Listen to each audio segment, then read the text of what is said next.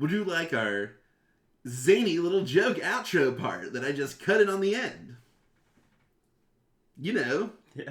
This is what we do. Yeah.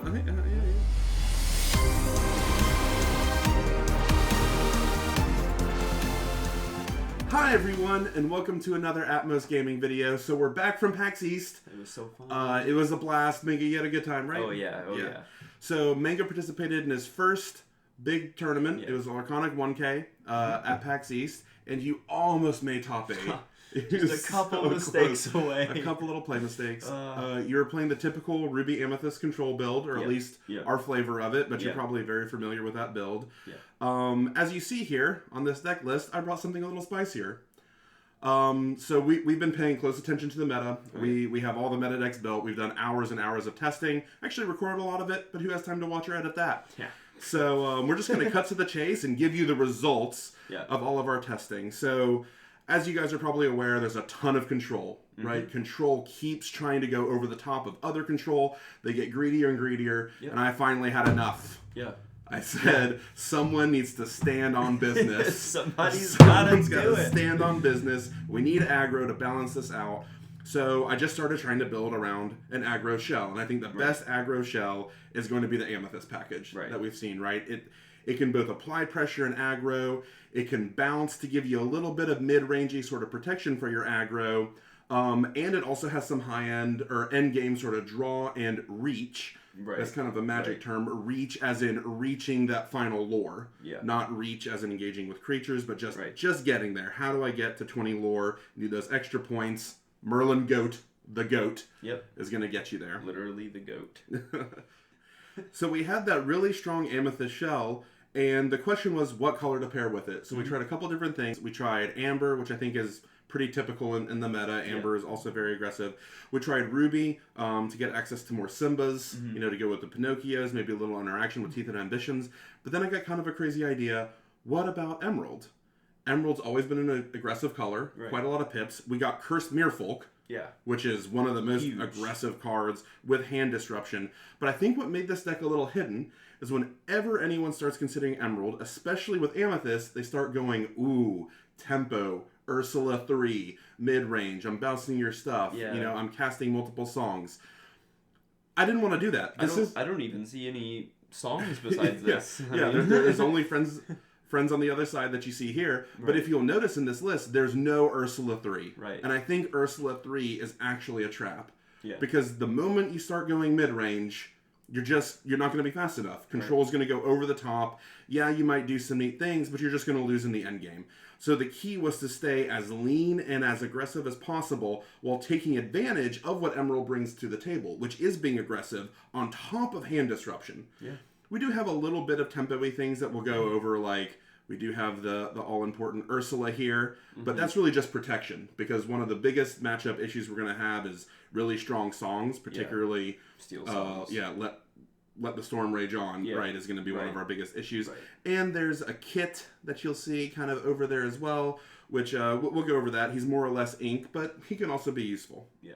So as you can see, we've got the deck list up here, available on Dreamborn. Dreamborn is the best deck building platform that I've seen, but I actually want to talk through the deck in the physical cards and talk through it in what I call the packages. So starting right off, we've got the core aggro package. So these are the cards that you're really looking to have some mix of in your opening hand when you're making your mulligan decision. And one really cool thing about this deck is there's a lot of, let's call it interoperability.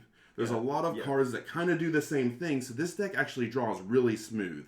I would say I have like a 30% no mulligan rate, just staying pat. That is wild. Which is really wild if you're familiar with Lorcana, because I'm not playing a lot of high cost things. I'm not playing a ton of uninkables. This deck runs 15 or 16, depending on some small tweaks that we'll talk around later. Right now this is sitting at 16, but yeah, it just draws really smooth. So again, the core aggro package, obviously these 8 1-drop 2 lore cards, right? Yeah. Maleficent, Cursed Merfolk.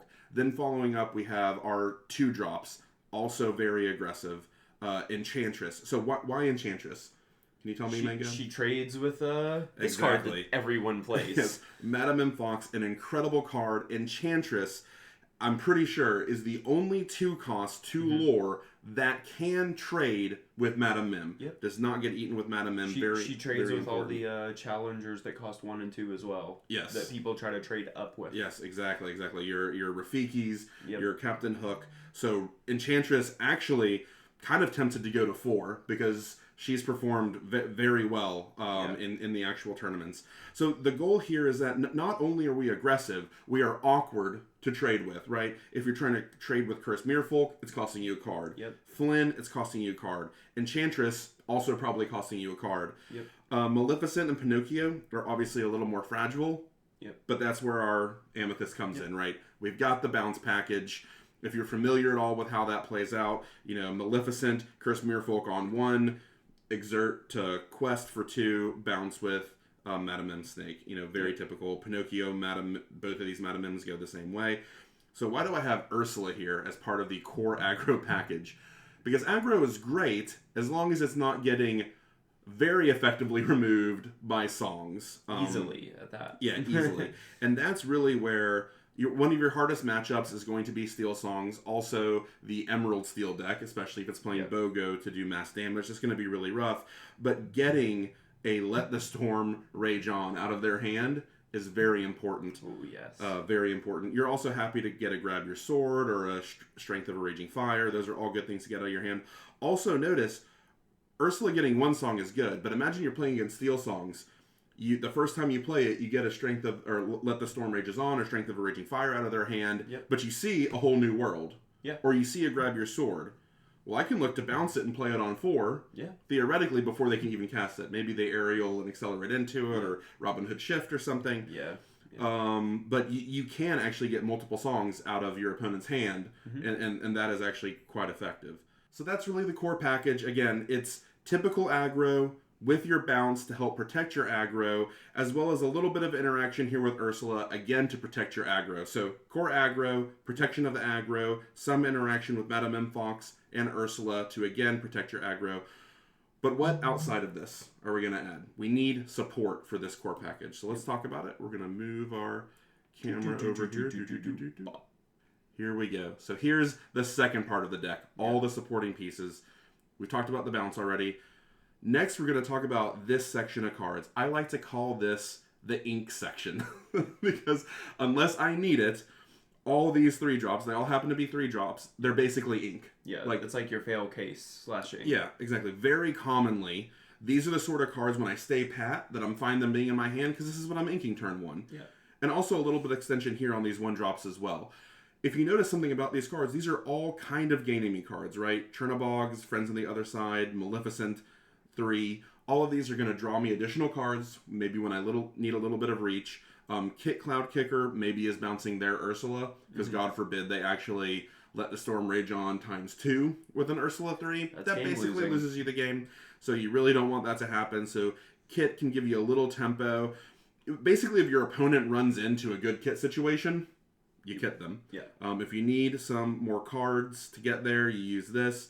Sometimes you do just run out a Pascal on 1 if you don't have any of your 8 1-drops that you'd much rather play, but it's not terrible. He's evasive. He can trade off with some evasive things if you need to. We've seen some Amber Ruby out there kind of running around that maybe has some evasive package. He can trade off with some other stuff. He has some slight tech with Crab. Yeah, exactly, with tag. Exactly. Reach. There's some reach. Yeah, there's some damage reach, yeah. And then Chernabog is just a completely inoffensive card, right? He can gain you lore, he can maybe trade off. He's perfectly fine as ink, as we said. So this is kind of the ink package with a little functionality. Next, this is a very important package. This is where some of the bigger decisions will come. This is what I like to call the pivot package. So Arthur is obviously very aggressive. Yeah. Depending on the matchup, depending how the beginning few turns played out, how smooth it was, what you needed to bounce, what your opponent's playing, if you make the determination, hey, I need to gotta go fast. Yeah. If I need to go faster, if you're going to be Sonic, you want to play Arthur and just really bring in the aggression. Obviously, Merlin Crab, perfectly functional as ink, but if you decide that trading off is what I need to do here, like maybe they did play Robin Hood 5, they shifted it, maybe you can get a little bit aggressive with Madame Mim, Snake, and Crab. Notice those two trade pretty well with the Robin Hood. And then if you decide maybe I need to slow down a little bit, maybe I've already dumped my hand, maybe they've played some discard, then maybe you slow down a little bit and start playing Merlin Rabbits. You're never upset about a Merlin Rabbit. Nope. You're also never upset about an Arthur, right? Like, Arthur is not inkable. The question how many Arthurs to play, like I said, we're at 16 non-inkables. Arthur has performed really well. Additional bounce options. The interesting thing about Arthur is, yeah, it does take him a turn, but he bounces for free. Right. And bouncing for 3 with something like the discard Ursula, even bouncing Kit Cloud Kicker, or bouncing Maleficent for additional redraws. Mm-hmm. You know, the fact that it actually costs 0 total ink to do it can be... And you get 2 lore from it. And you get 2 lore for it. Yeah, so he's also aggressive. So again, he's kind of part of the package, but he's not inkable, and you don't want him all the time, but he can definitely pour gas on your fire. And then finally, the high end, Queen's Castle, Merlin Goat. These are both reach cards. You're really not drawing cards that often with Queen's Castle, to be honest. Although, I say that, but in the tournament, especially in the top 8, it was actually important. I did draw cards. If you're drawing cards with Queen's Castle, you're probably running away with it, because they're not able to deal with Queen's Castle. Right. And Goat is obviously just the goat of getting you to 20 lore. So, all right, Mango. So that's kind of the overview of the deck. We went over the core package, kind of the different sections of the support package, and there is some flexibility here. You know, we've tweaked a little bit here or there. Like, maybe you go down to 3 Queen's Castles up a Merlin. Maybe you really like Arthur. You want to play another one. Maybe you cut one. You aren't too high. Maybe you like different 1-drops. Maybe you like more or less Kit Cloud Kickers. Maybe I do want to add that extra Enchantress. So there is some room for tweaking. Let me know your thoughts in the comments. If there's something that you think you would just fundamentally change, maybe an entire card even, that you'd want to change in this. But this deck, while being an aggro deck, is not super simple to play. Right. There's a lot of small decisions about exactly how to press tempo, how to press the aggression, when to pull back. You really need to be able to read the game state and really know the matchup. Right. Yeah. Even to the mulligan decisions, like against Steel Songs, I am aggressively mulliganing for Ursula 2, sure, right? Like, you really need an Ursula 2.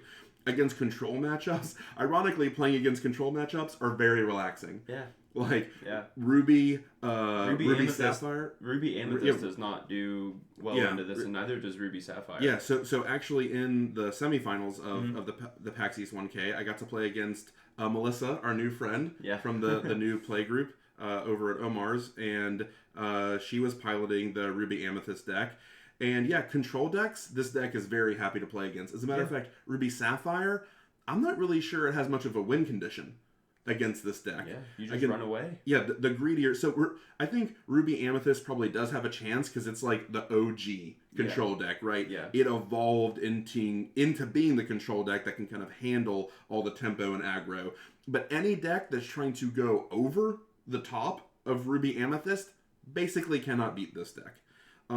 Steel obviously is the thing that you want to see the least of. Right. But that's why we have our Ursula here for those matchups.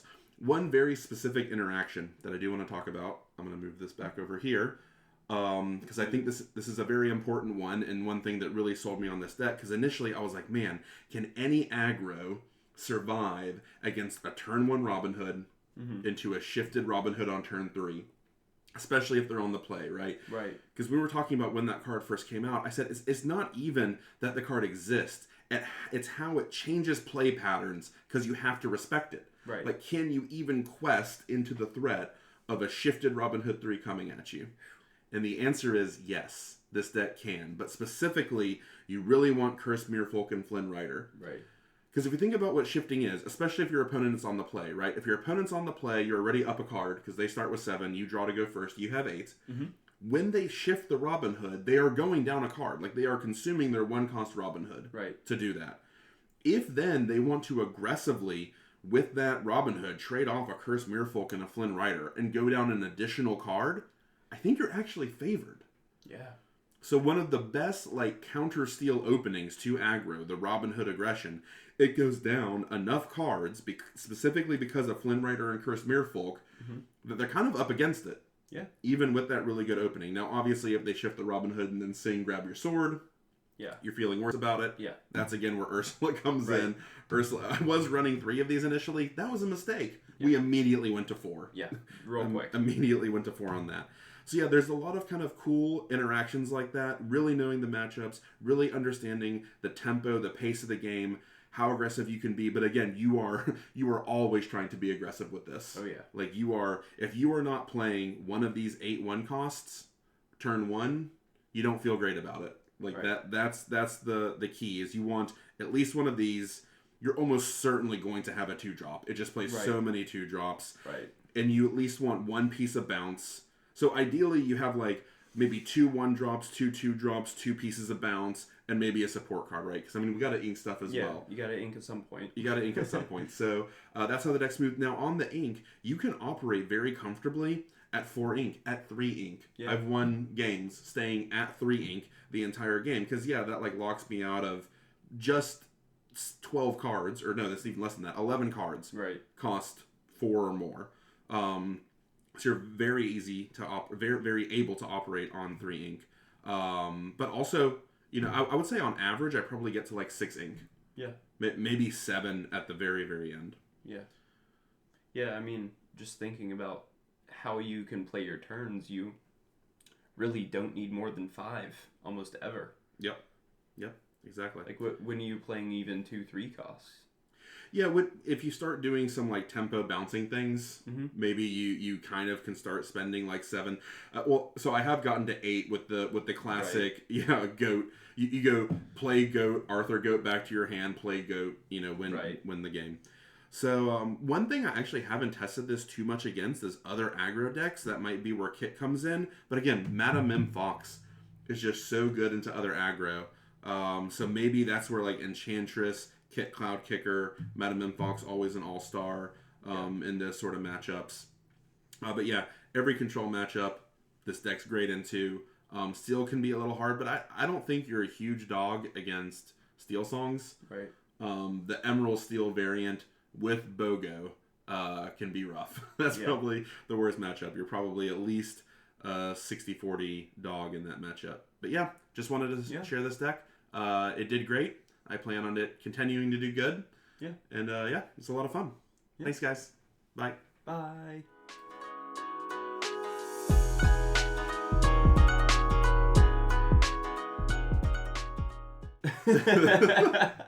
So just remember, kids, if greedy control decks are running rampant at your LGS or your competitive tournaments, look to your friends and make sure someone is standing on business. Business!